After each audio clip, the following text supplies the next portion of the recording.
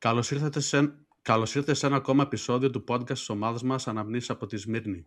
Είμαι ο Μάρος Ευγερινάκης και μαζί θα κάνουμε ένα ηχητικό ταξίδι στον χρόνο, στους δρόμους, στις μυρωδιές και τις ιστορίες της πόλης πριν από το 1922.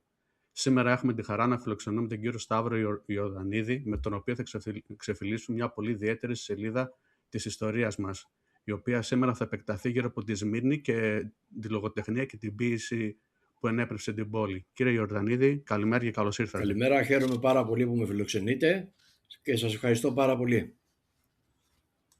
Και εμείς που είστε στην παρέα μας.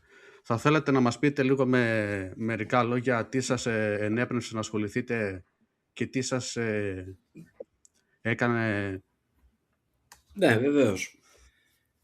Κοιτάτε να δείτε, εγώ από παιδί είχα μια ιδιαίτερη ευαισθησία για τη Σμύρνη, λόγω της γιαγιάς μου και της προγιαγιάς μου, την οποία δεν τη θυμάμαι, αλλά από όσα μου λέγανε με αγαπούσε πολύ και με πρόσχε πάρα πολύ, και οι δύο γιαγιές μου βέβαια. Και αυτό το πράγμα με οδήγησε στο να γράψω το πρώτο μου βιβλίο που έχει τίτλο «Η Σμύρνη μέσα μου». Πρόκειται για ένα βιβλίο που δεν αφηγείται την ιστορία μιας πόλης, αλλά ξεδιπλώνει τα συναισθήματά μου για τη Μικρασία και για τη Σμύρνη ιδιαίτερα. Αυτό το βιβλίο έχει κυκλοφορήσει ή είναι να κυκλοφορήσει, που θα μπορούσε να το βρει κάποιος? Το βιβλίο δεν έχει κυκλοφορήσει ακόμα, θα κυκλοφορήσει σε 2-3 μήνες περίπου. Θα κυκλοφορήσει όλα τα βιβλιοπωλεία της Ελλάδας, στα σημαντικότερα τουλάχιστον, μέσα από τις εκδόσεις Βακτικών. Πάρα πολύ ωραία. Εμείς θα σας ευχηθούμε καλή επιτυχία από αυτό το έργο σας και να πάνε όλα καλά. Ευχαριστώ πολύ. Καλοτάξιδο να είναι. Καλά. Αν θα θέλατε γενικά να μας πείτε, όπως αναφέρατε, ότι είχατε ρίζες από την πόλη και συγκεκριμένα από τη γιαγιά σας, αν έχετε κάποιες εικόνες από διηγήσεις ή οτιδήποτε άλλο, γενικά πώς ήταν η ζωή εκεί πέρα στην πόλη, αν έχετε κάτι να μας πείτε, και προφανώς μέσω αυτού θα σας όθησε να ασχοληθείτε και με τα έργα σας. Ωραία. Η ζωή στην πόλη, και αυτά εμείς δεν ήμασταν τυχεροί να τη ζήσουμε. Μιλούν βέβαια όλες αυτές τις φωτογραφίες που βλέπουμε καθημερινά, που κυκλοφορούν ελεύθερα στο διαδίκτυο, σε διάφορες ομάδες, σε διάφορους συλλόγους, σε διάφορους πολιτιστικούς συλλόγους που ασχολούνται και μας έχουν να μας πούνε πάρα πολλές μαρτυρίες. Οι δικές μου μαρτυρίες είναι ελάχιστες, γιατί εγώ ήμουνα ο τέταρτος γιος της οικογένειας και ήμουνα πολύ μικρός όταν έχασα τη γιαγιά μου, την προγιαγιά μου που ήταν από τη Σμύρνη. Πρόλαβα βέβαια τη γιαγιά μου και αυτή γεννήθηκε εκεί πέρα. Και όλα αυτά έχουν ριζώσει, δεν ξέρω, κάτι κυκλοφορεί μέσα στο αίμα μας, φαντάζομαι, για να έχουμε τόσο...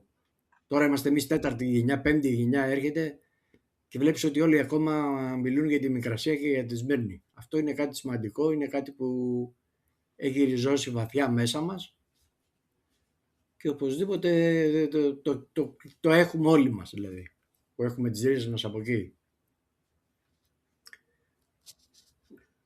Σίγουρα, και το γεγονός ότι μετά από περισσότερο από έναν αιώνα και τόσα πολλά χρόνια υπάρχει ακόμα αυτό το αγκάθι, ας το πούμε έτσι, μέσα στον ελληνισμό, και οθεί πάρα πολύ κόσμο ο οποίος είτε είχε καταγωγή από αυτούς τους τόπους είτε όχι, σε αυτό το ερέθισμα, ας το πούμε έτσι, στο να ψάξει και να ασχοληθεί και ίσως και να ανακαλύψει ότι μπορεί να υπήρχε και κάποιος είτε κοντινός είτε μακρινός συγγενής, να εμβαθύνει περισσότερο, πιστεύω,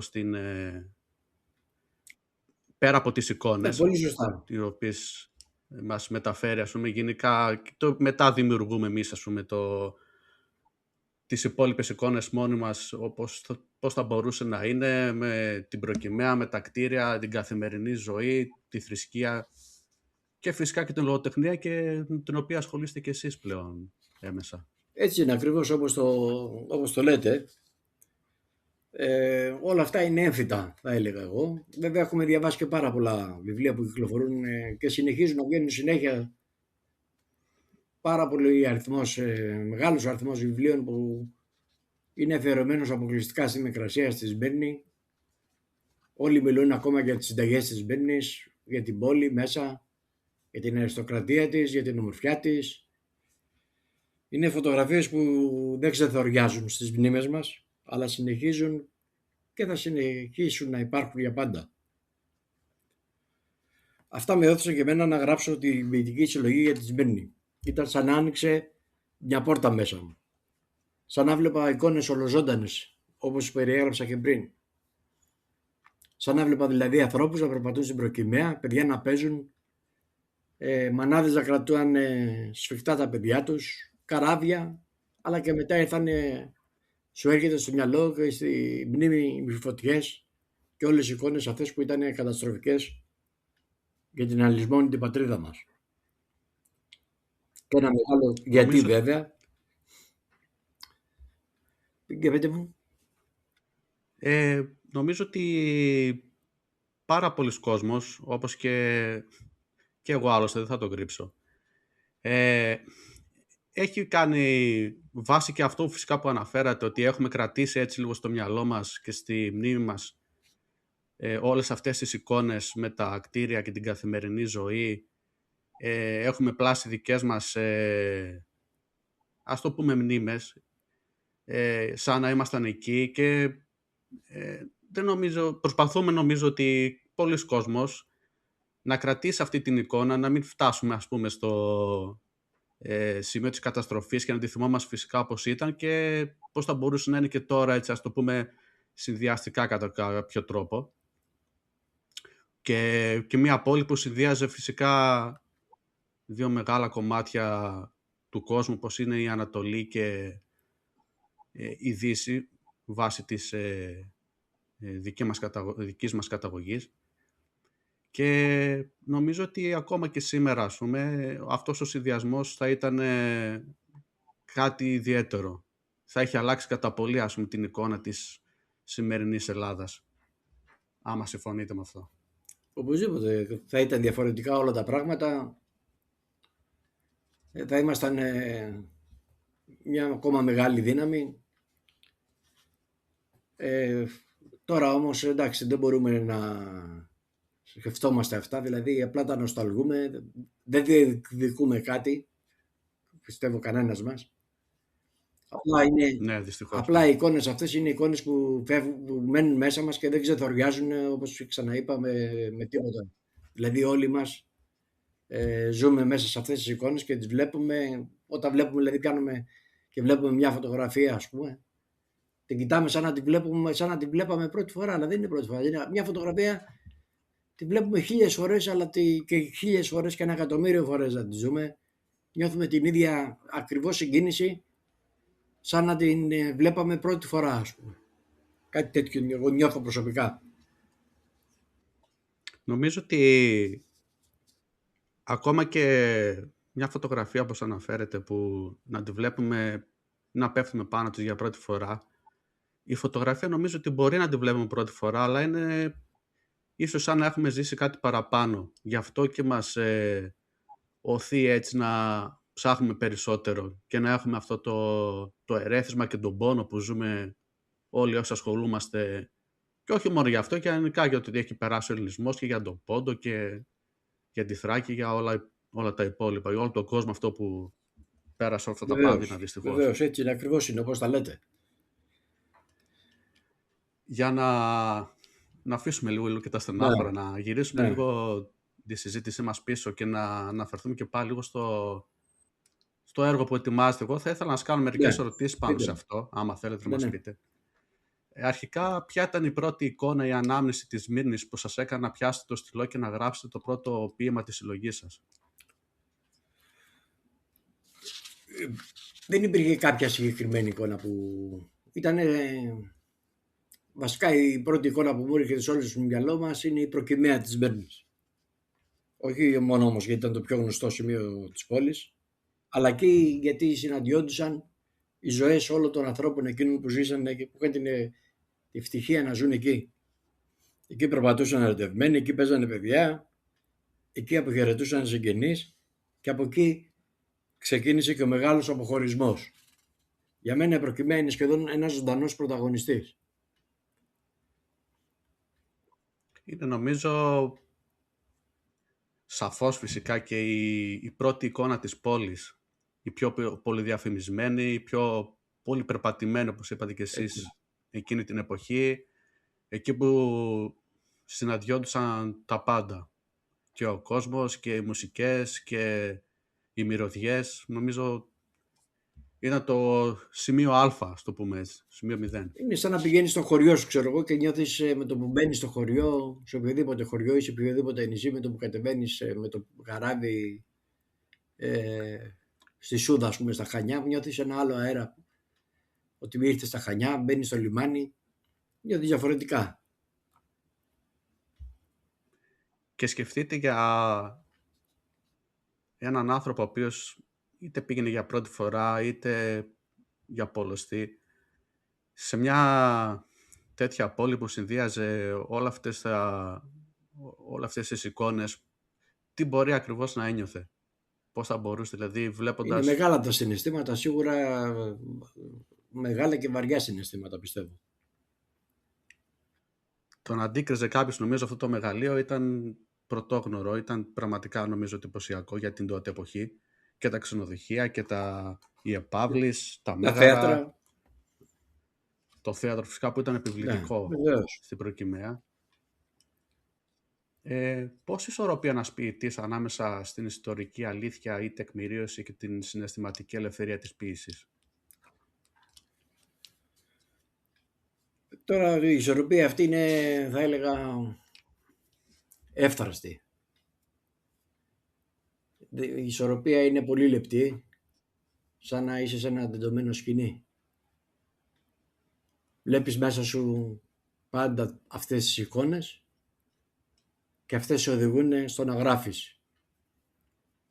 Η ποίηση τώρα περισσότερο είναι αισθήματα πόνου, βέβαια, γιατί πονάς όταν βλέπεις ότι αυτό που είχες κάποτε το έχασες.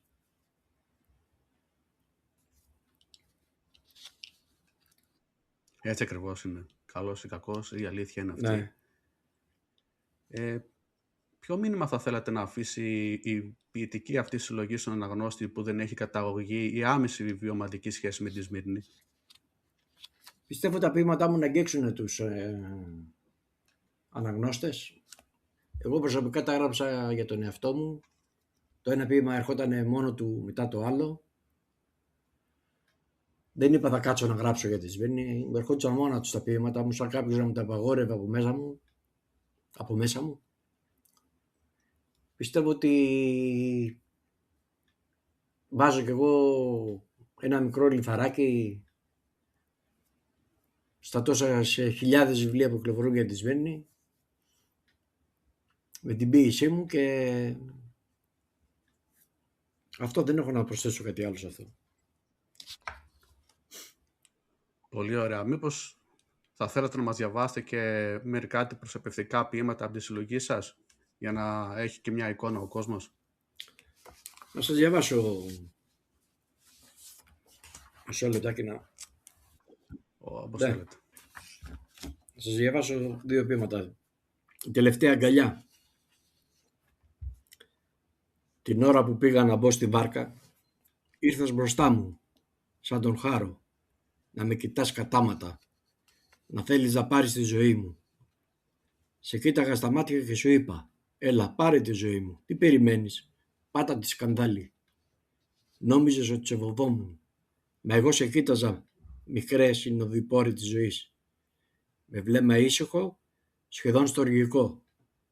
Πάτα τη λοιπόν, τι με κοιτάς, σου φώναξα ξανά.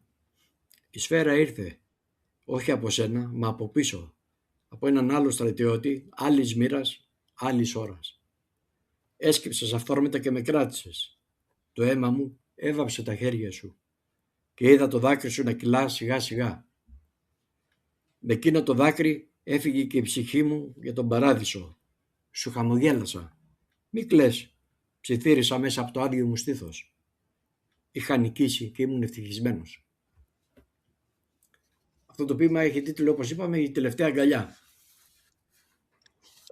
Πραγματικά απίστευτα συγκινητικό. Νομίζω σε αγγίζει πραγματικά μέσα στην καρδιά. Αυτά τα λόγια είναι πραγματικά συγκινητικά. Και συγχαρητήρια και φυσικά για την προσπάθειά σας. Ευχαριστώ πολύ.